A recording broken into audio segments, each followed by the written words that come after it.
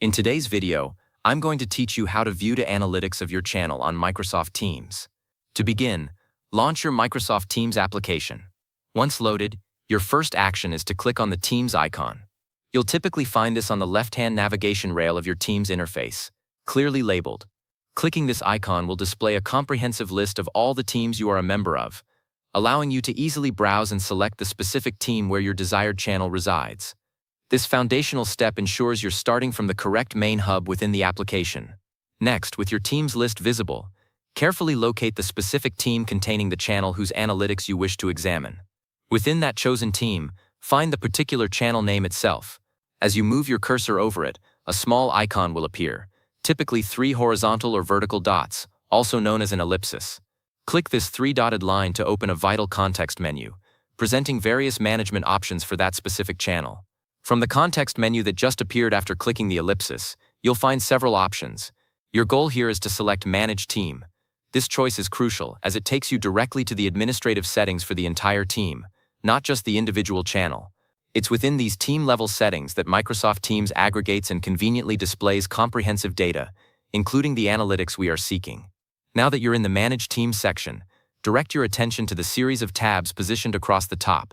These tabs typically include Members, Channels, Settings, and others. What we're specifically looking for is the Analytics tab.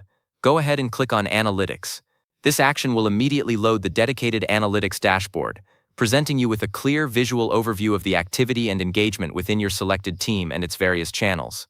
Once the Analytics dashboard loads, take a moment to thoroughly explore the different sections and data visualizations.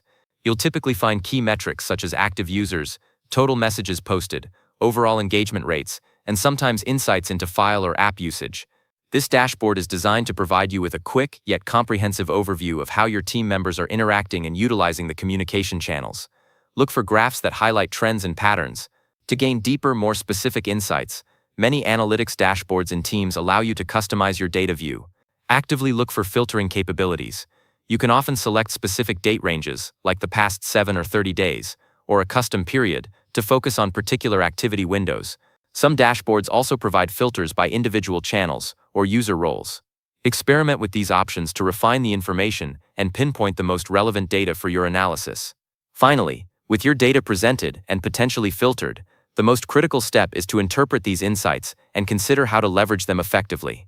Are there channels demonstrating high engagement, indicating successful collaboration?